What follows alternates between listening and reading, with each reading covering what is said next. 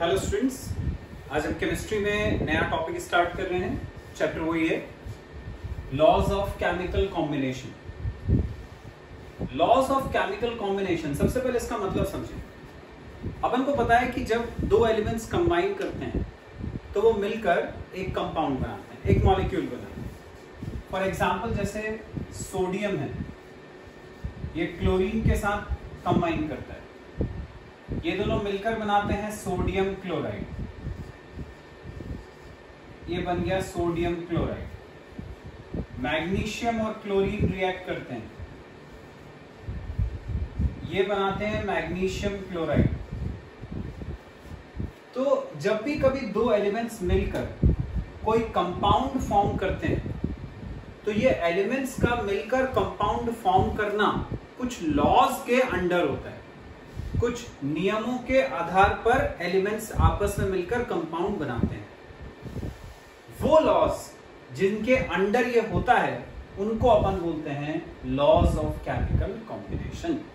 नाम से ही पता चल रहा है, केमिकल एलिमेंट्स के कॉम्बिनेशन के लिए जो लॉज होते हैं उनको अपन बोलते हैं लॉज ऑफ केमिकल कॉम्बिनेशन। अब ऐसे अलग अलग लॉज हैं, ये अपन वो स्टडी करेंगे। फर्स्ट लॉ है law of conservation of mass. Law of conservation of mass के according matter can neither be created nor be destroyed, it can only be converted from one form to another. इसका मतलब ये कि matter को अपन न create कर सकते हैं न डिस्ट्रॉय कर सकते हैं, बस उसको एक रूप से दूसरे रूप में बदल सकते हैं। बिल्कुल वैसे ही जैसे तुमने पहले पढ़ा होगा 9th-10th क्लास में law of conservation of energy. वो भी यही कहता है कि ना अपन एनर्जी बना सकते हैं ना खत्म कर सकते हैं, हम उसको सिर्फ एक रूप से दूसरे रूप में बदल सकते हैं। ठीक है, जैसे अपन ने इलेक्ट्रिसिटी का स्विच ऑन करा, करंट फ्लो करा, उससे लाइट जली। इसका मतलब क्या हुआ, करंट फ्लो कर रहा है तो इलेक्ट्रिकल एनर्जी है, और उससे अपन को लाइट मिल रही है मतलब लाइट एनर्जी है। तो electrical energy is converted into light energy. मतलब एनर्जी जो है वो अपन ने बनाई नहीं, बस उसको एक फॉर्म से दूसरे फॉर्म में कन्वर्ट कर लिया। तो ये law of conservation of energy होता है। बिल्कुल वैसी लॉ ऑफ कंजर्वेशन ऑफ मास है कि मास अपन बना नहीं सकते, डिस्ट्रॉय भी नहीं कर सकते, सिर्फ उसको एक फॉर्म से दूसरे फॉर्म में बदल सकते हैं। फॉर एग्जाम्पल जैसे अपन कोई केमिकल रिएक्शन देखें, एक बैलेंस रिएक्शन लिख रहा हूं, CH4 plus O2 gives CO2 plus H2। Balance कर लें अपन इसको, हाइड्रोजन 4 है, यहाँ 2 लगा दिया, ऑक्सीजन 2 + 2 4 हो गए, यहाँ 2 लगा दिया, इक्वेशन बैलेंस हो गई। अब यदि अपन इसमें रिएक्टेंट साइड का मास निकालें, LHS का मास निकालते हैं, कार्बन होता है 12, हाइड्रोजन का एटॉमिक मास 1, 1 × 4 4, 4 + 12 16, ऑक्सीजन का एटॉमिक मास 16, 16 × 2 32, 32 × 2 64। टोटल कितना हो गया, 16 + 64 80। तो लेफ्ट हैंड साइड का टोटल मास 80। अब अपन राइट हैंड साइड का मास निकालें, RHS, कार्बन का एटॉमिक मास 12, ऑक्सीजन का 16, 16 × 2 32, 32 + 12 44, प्लस यहां निकालें हाइड्रोजन का 1, 1 × 2 2, 2 + 16 18, 18 × 2 36, तो आ गया 44 + 36 मतलब 80। तो देखो LHS का मास और RHS का मास आ रहा है same, therefore LHS is equal to RHS। इसका मतलब क्या हुआ कि जो अपना 80 ग्राम मास था लेफ्ट साइड में, वही अपना 80 ग्राम मास राइट हैंड साइड में भी रहा। इसका मतलब मास तो चेंज नहीं हुआ लेकिन फॉर्म बदल गया। इधर का जो 80 ग्राम था वो मीथेन और ऑक्सीजन का मास था, जबकि उधर का जो 80 ग्राम है वो कार्बन डाइऑक्साइड और वाटर का मास है। इसका मतलब मास का रूप बदल गया, फॉर्म बदल गया। Instead of methane and oxygen वो कार्बन डाइऑक्साइड एंड वाटर हो गया, लेकिन जो टोटल मास था रिएक्शन में वो वही का वही रहा जो लेफ्ट हैंड साइड में था, वही अपन को राइट हैंड साइड में मिला। तो इसको हम बोलते हैं law of conservation of mass. आ गया समझ में? सेकेंड लॉ है बच्चों, law of definite proportion. Law of definite proportion देखिए क्या कहता है।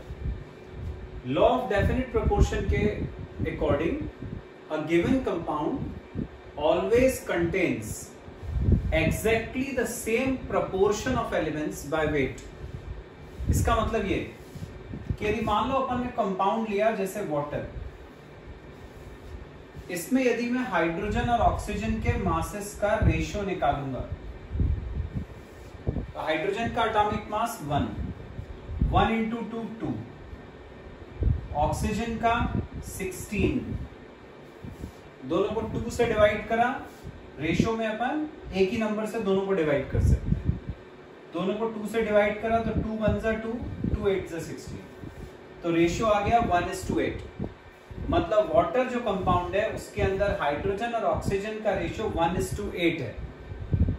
तो जो लॉ ऑफ डेफिनिट प्रोपोर्शन है वो यही कहता है कि किसी कंपाउंड के अंदर जो दो एलिमेंट्स आते हैं उनके मासेस का रेशियो हमेशा फिक्स्ड होता है।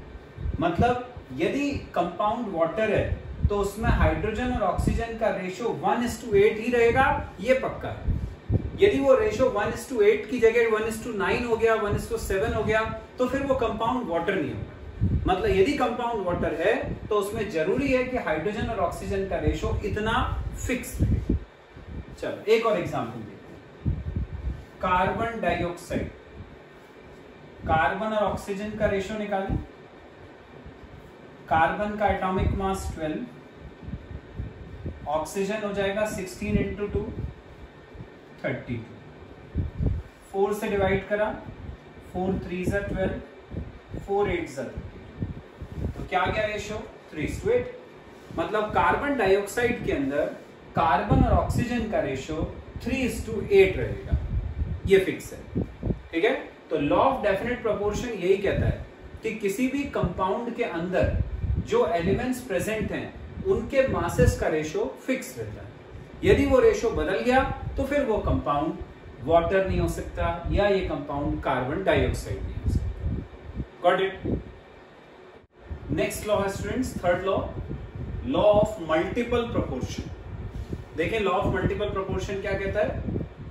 इस लॉ के according if two elements can combine to form more than one compounds, then the masses of one element that combine with a fixed mass of the other element are in the ratio of small whole numbers। मतलब समझते हैं इसका। दो element लेंगे अपन और वो दो element के एक से ज्यादा कंपाउंड लेंगे। क्वेश्चन में बोला है कैन, लॉ में बोला है if two elements can combine to form more than one compounds. जैसे मान लो अपन ने लिया कार्बन और ऑक्सीजन। अब कार्बन और ऑक्सीजन मिलकर कार्बन मोनोऑक्साइड भी बनाते हैं, कार्बन डाइऑक्साइड भी बनाते हैं। अपन कार्बन मोनोऑक्साइड में निकालें कार्बन और ऑक्सीजन का रेशियो। कार्बन का मास 12, ऑक्सीजन का मास 16। कार्बन डाइऑक्साइड में निकालें कार्बन का मास 12, ऑक्सीजन का 16 इंटू 2 32। हम इनको कैंसिल भी कर सकते हैं, मैंने क्यों नहीं करा वो भी बता रहा हूं। अब लॉ क्या कहता है कि यदि इनमें अपन किसी एक एलिमेंट के मास को फिक्स कर दें मतलब दोनों में उसका मास बराबर कर दें। जैसे इन दोनों में तुम्हें दिख रहा है 12 सेम आ रहा है। किसका मास है 12? कार्बन का। तो यदि अपन ने कार्बन के मास को दोनों में फिक्स कर दिया, बराबर कर दिया, तो ऑक्सीजन का जो मासेस का रेशियो है वो एक सिंपल होल नंबर रेशियो। मैं निकाल के बताता हूं तुम्हें। कार्बन का मास फिक्स कर दिया मतलब दो एलिमेंट में से किसी एक का मास अपन को दोनों में कांस्टेंट कर देना। अब जो बाकी के दो मासेस हैं वो किसके हैं, ऑक्सीजन के हैं, उनका रेशियो निकालता हूं। तो उसको लिखेंगे अपन ऐसे, ratio of masses of oxygen which combine with a fixed mass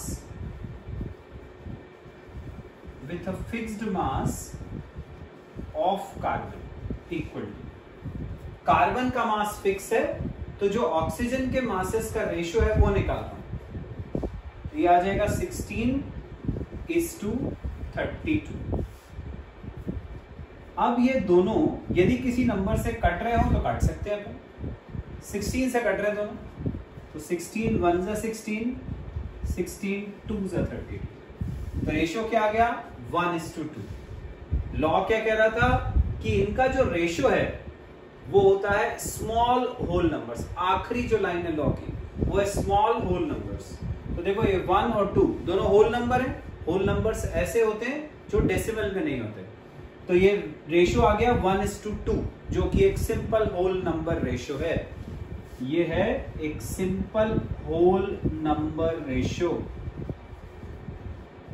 तो यही अपना लॉ कहता है कि यदि दो एलिमेंट मिलकर दो या दो से ज्यादा कंपाउंड बनाते हैं, तो यदि अपन ने एक के मास को फिक्स कर दिया तो दूसरे एलिमेंट के मासेस का जो रेशियो है वो एक सिंपल होल नंबर रेशियो आएगा। मतलब ये रेशियो 1:2, 2:3, 3:5 ऐसा हो सकता है। 1.5:2.7 ऐसा नहीं हो सकता। जो भी नंबर आएंगे हमेशा होल नंबर के फॉर्म में आएंगे। एक और एग्जांपल देखो, हाइड्रोजन और ऑक्सीजन ये मिलकर बनाते हैं वाटर, तुम जानते हो। ये मिलकर बनाते हैं हाइड्रोजन परऑक्साइड H2O2। यदि वाटर में अपन निकालें हाइड्रोजन और ऑक्सीजन का रेशियो, तो ये हुआ 1:2, ऑक्सीजन 16, 2:16। H2O2 में निकालें 1:2, 2:2, 16:2, 30। ठीक है। अब हाइड्रोजन का मास दोनों में फिक्स बराबर आ रहा है। ऑक्सीजन के मासेस का रेशियो निकालें, जैसे यहां लिखा था वैसे ही, ratio of masses of oxygen which combine with a fixed मास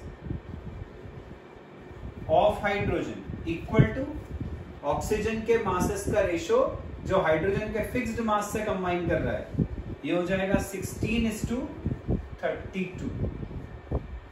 16 से डिवाइड करा तो 1:2। तो रेशियो आ गया 1:2। यही रेशियो अपन को पता करना होता है। आगे समझ में? तो ये था अपना law of multiple proportion.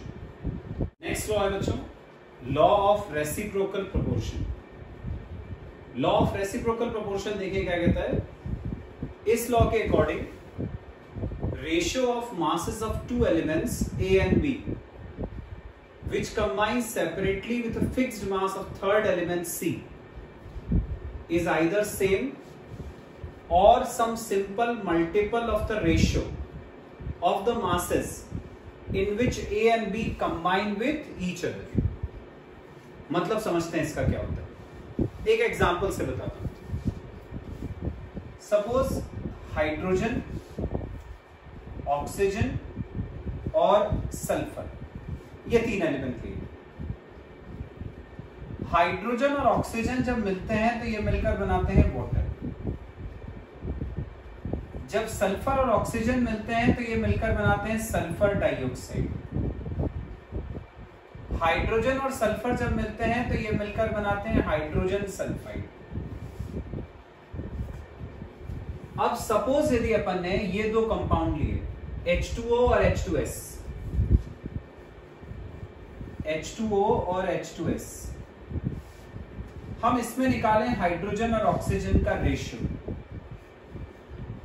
Hydrogen और ऑक्सीजन का रेशियो 1:2, 2:16। H2S में निकाला 1 into 2 2 is to 32। सल्फर का एटॉमिक मास 32। हाइड्रोजन सेम आ रहा है दोनों में, हाइड्रोजन को फिक्स कर दिया।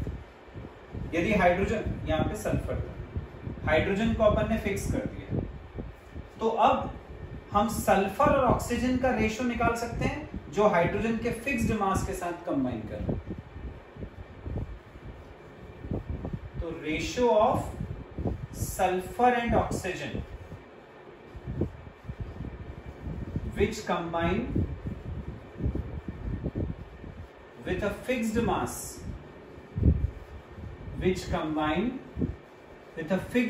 of hydrogen। हाइड्रोजन के फिक्स्ड मास के साथ कंबाइन करने वाले सल्फर और ऑक्सीजन का रेशो निकाल रहे हैं। तो सल्फर और ऑक्सीजन का रेशो हो गया, सल्फर पहले लिखा है मैंने तो 32, ऑक्सीजन बाद में लिखा है वो 16, हो जाएगा 32:16। कट गए दोनों 16 से, तो ये आ गया 2:1। तो सल्फर और ऑक्सीजन का रेशो आ गया 2:1। ये वो सल्फर और ऑक्सीजन का रेशो है जो हाइड्रोजन के फिक्स्ड मास के साथ कंबाइन कर रहा है। ठीक है, अब अपन क्या करते हैं, यही सल्फर और ऑक्सीजन का रेशो निकालते हैं उस कंपाउंड में जिसमें सल्फर और ऑक्सीजन कंबाइन कर रहे हैं डायरेक्टली। ये सल्फर और ऑक्सीजन का कंपाउंड था सल्फर डाइऑक्साइड, इसमें हम निकालते हैं सल्फर और ऑक्सीजन का रेशियो। तो अब अपन ने कंपाउंड लिया सल्फर डाइऑक्साइड, इसमें निकाला सल्फर और ऑक्सीजन का रेशियो। तो सल्फर का एटॉमिक मास 32, ऑक्सीजन 16 इंटू 2 30। तो सल्फर और ऑक्सीजन का रेशियो आ गया 32:32, दोनों को 32 से डिवाइड, तो रेशियो आ गया 1:1। ठीक है, तो अपन ने सल्फर और ऑक्सीजन का रेशियो सल्फर डाइऑक्साइड में निकाला, हमने सल्फर और ऑक्सीजन का रेशियो इन दो कंपाउंड से निकाला। अब लॉ क्या कह रहा था कि जब दो एलिमेंट्स ए और बी किसी थर्ड एलिमेंट के साथ कंबाइन कर रहे हैं, मतलब जैसे दो एलिमेंट सल्फर और ऑक्सीजन किसी थर्ड एलिमेंट हाइड्रोजन के साथ कंबाइन करके दो कंपाउंड बनाते हैं, तो इन दोनों कंपाउंड में जो उनके मासेस का रेशो होता है, जो अपन ने यहां निकाला था 2:1, लॉ के अकॉर्डिंग ये जो रेशो है, ये उस रेशो के जब ये आपस में कंबाइन करते हैं उसके या तो बराबर होता है या उसका कोई सिंपल मल्टीपल होता है। इसका मतलब ये वाला जो रेशो सल्फर और ऑक्सीजन का निकाला है H2O और H2S से, ये वाला रेशो जब सल्फर और ऑक्सीजन ने आपस में कंबाइन करा था उस रेशो के या तो बराबर आता है, नहीं तो उसका कोई होल नंबर मल्टीपल होता है। तो अभी तुम्हें दिख रहा है बराबर तो नहीं है, होल नंबर मल्टीपल है कि नहीं वो कैसे चेक करते हैं, ये वाला रेशो कितना था 2:1, ये वाला रेशो कितना था 1:1। 2:1 का मतलब क्या होता है 2/1, 1:1 का मतलब क्या होता है 1/1। अब अपन ये जो दो रेशो हैं उनको आपस में डिवाइड कर देंगे, उनको आपस में डिवाइड करके एक सिंपल होल नंबर रेशो आना चाहिए। मैंने बताया था तुम्हें होल नंबर रेशो कैसा होता है 1:2, 2:1, 3:5 ऐसा। तो अब मेरे को ये जो दो रेशो हैं उनका रेशो निकालना है। तो रेशो ऑफ टू रेशोज, दो रेशोज का रेशो, तो पहला वाला था 2/1 is 2, दूसरा 1/1। 2/1 मतलब 2, 1/1 मतलब 1, तो रेशियो आ गया 2:1। देखो आ रहा है सिंपल होल नंबर रेशियो। तो ये होता है हमारा law of reciprocal proportion. Exam में प्रूव करने के लिए आता है, ऐसे तीन कंपाउंड दे देंगे और बोलेंगे बताओ law of reciprocal proportion prove करके। तो क्या करना है तुम्हें, पहले दो कंपाउंड्स में एक एलिमेंट के मास को फिक्स करके बाकी दो का रेशियो निकालना है। जैसे यहाँ हाइड्रोजन को फिक्स करके सल्फर और ऑक्सीजन का रेशियो निकाला, फिर अपन को वही सल्फर और ऑक्सीजन का रेशियो जो अगला कंपाउंड है उसमें से निकालना। तो ये जो रेशियो आएगा और ये जो रेशियो आया था, या तो ये दोनों सेम आएंगे, नहीं तो दोनों रेशियोज का जो रेशियो होगा वो एक सिंपल होल नंबर रेशियो है। आ गया, ये होता है law of reciprocal proportion. Next law है बच्चों गैल्यूसेक्स लॉ ऑफ गैसियस वॉल्यूम्स। देखते हैं लॉ क्या कहता है। When gases combine or are produced in a chemical reaction, they do so in a simple ratio by volume, provided all gases are at same temperature and pressure. इसका मतलब ये है कि जब दो गैसेस कंबाइन करती हैं, जैसे हाइड्रोजन और क्लोरीन, दो गैसेस ये कंबाइन करती हैं, और जो प्रोड्यूस हुआ यदि वो भी एक गैस है, हाइड्रोजन क्लोराइड गैस, तो ये लॉ ये कहता है कि इन सब का जो वॉल्यूम है वो सिंपल होल नंबर रेशियो में होता है। किसी भी बैलेंस्ड इक्वेशन में देखो क्या होता है, जो बैलेंस करने के बाद यहां सामने नंबर होते हैं ये उनके मोल कहलाते हैं। ठीक है, तो मतलब रिएक्शन जो है उसके अकॉर्डिंग 1 मोल हाइड्रोजन का 1 मोल क्लोरीन से रिएक्ट करके 2 मोल HCl अपन को यहाँ पे दे रहा है। लॉ क्या कहता है कि यदि प्रेशर और टेम्परेचर सेम है तो हाइड्रोजन, क्लोरीन और HCl यदि तीनों गैसेस हैं तो उनका रेशियो एक सिंपल होल नंबर रेशियो होगा। ठीक है, जैसे मान लो टेम्परेचर प्रेशर अपन को अभी नहीं पता, मान लिया अपन ने कि ये STP की कंडीशन पे है। अब STP पे अपन ने क्या पढ़ा था, STP में हमने मोल कंसेप्ट में पढ़ा है कि 1 mole of a gas occupies a volume of 22.4 litre at STP। तो यदि अपन यहां पर वॉल्यूम ऑफ हाइड्रोजन निकालें, वॉल्यूम ऑफ हाइड्रोजन तो 1 मोल है मतलब 22.4 लीटर। वॉल्यूम ऑफ क्लोरीन निकाला, 1 मोल है मतलब 22.4 लीटर। वॉल्यूम ऑफ HCl निकाला, HCl के कितने मोल्स हैं, 2 मोल का वॉल्यूम 2 इंटू 22.4 मतलब 44.8 लीटर। ये 3 वॉल्यूम्स निकाल लिए, इसका, इसका और इसका। अब लॉ क्या कहता है कि इन तीनों के वॉल्यूम का रेशियो एक सिंपल होल नंबर रेशियो होता है। निकाल लेते हैं अपन तीनों के वॉल्यूम का ratio. Hydrogen is to chlorine is to HCl कितना हो गया, ये पहला वाला 22.4 इज टू, दूसरा वाला 22.4 इज टू, तीसरा वाला 44.8। अब अपन ने रेशियो में पढ़ा है कि जो एक नंबर है उससे अपन सबको डिवाइड कर सकते हैं, तो हम सबको 22.4 से डिवाइड करते हैं।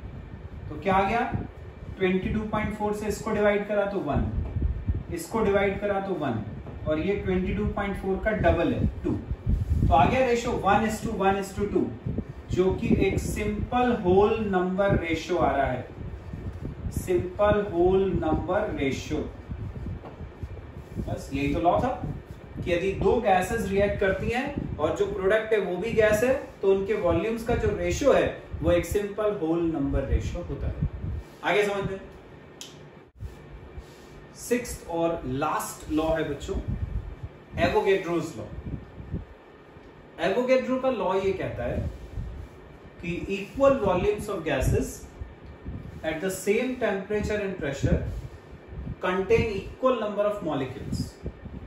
मतलब ये कि यदि दो गैसेस हैं, उनका सेम टेम्परेचर है, सेम प्रेशर है, और यदि उनका वॉल्यूम भी सेम है, तो उनके अंदर आने वाले नंबर ऑफ मॉलिक्यूल्स भी सेम। मतलब जैसे अपन ने दो गैसेस मान ली ए और बी, यदि दोनों का प्रेशर सेम है, यदि दोनों का टेम्परेचर सेम है, यदि दोनों का वॉल्यूम सेम है, तो इसके अंदर जितने नंबर ऑफ मॉलिक्यूल्स होंगे और इसके अंदर जितने नंबर ऑफ मॉलिक्यूल्स होंगे ये दोनों भी सेम होते हैं। मतलब प्रेशर, टेम्परेचर और वॉल्यूम सेम तो नंबर ऑफ मॉलिक्यूल्स भी सेम। एक एग्जांपल देके समझाता हूं। मान लो हमने एसटीपी की कंडीशन ली, दो गैसेस ली अपन ने ए और बी, दोनों का एसटीपी पे प्रेशर, अपन को पता है एसटीपी की कंडीशन पे प्रेशर होता है 1 एटमॉस्फेयर। तो यदि एसटीपी की कंडीशन है तो इसका प्रेशर 1 एटमॉस्फेयर, इसका प्रेशर 1 एटमॉस्फेयर। एसटीपी पे दोनों का टेम्परेचर भी फिक्स रहेगा, तो दोनों का टेम्परेचर भी कांस्टेंट हो गया, जिसकी वैल्यू अपन को पता है कितनी होती है, 273.15 केल्विन। तो दोनों का टेम्परेचर भी सेम हो गया। ठीक है, तो अपन को क्या पता चल गया कि दोनों क्योंकि एसटीपी की कंडीशन पे हैं तो दोनों का प्रेशर सेम, दोनों का टेम्परेचर सेम। यदि मान लो दोनों का जो वॉल्यूम है वो भी अपन सेम ले लें, सपोज इसका अपन ने ले लिया 44.8 लीटर और इसका भी 44.8 लीटर। अब लॉ क्या था कि यदि ये तीनों सेम है तो दोनों के अंदर नंबर ऑफ मॉलिक्यूल्स भी सेम हो। अपन देखें इसके अंदर नंबर ऑफ मॉलिक्यूल देखें, कितना वॉल्यूम है इसका, 44.8 लीटर। तुम्हें याद हो तो अपन ने मोल कंसेप्ट में एक फॉर्मूला पढ़ा था, फॉर्मूला था N is equal to M upon M is equal to X upon 6.023 into 10 to the power 23 equal to V upon 22.4। N का मतलब था number of moles, small m given mass, capital M molecular mass, X का मतलब number of particles, जो number of molecules या number of atoms कुछ भी हो सकते हैं। V का मतलब होता था वॉल्यूम एट एसटीपी। अब यहां पे देखो, ये फॉर्मूला मैं लगा रहा हूं गैस A के लिए। हमें नंबर ऑफ मोल और मास से कोई मतलब नहीं है, ये अपने काम का नहीं है। हमें नंबर ऑफ मॉलिक्यूल्स बताने हैं कि दोनों में सेम होंगे। वॉल्यूम अपन को पता है 44.8 गैस A के लिए लगाया। X निकालना है 6.023 इंटू 10 टू द पावर 23 ऐसे ही रहा। वॉल्यूम है 44.8, नीचे 22.4 ऐसे ही, ये कट गया 2 टाइम्स, क्रॉस मल्टीप्लाई, x की वैल्यू आ गई 12.046 इंटू 10 टू द पावर 20। ये आ गए गैस A के मॉलिक्यूल्स। गैस B में देखो वही वॉल्यूम है, वॉल्यूम सेम लेना था अपन को तो वही लिया।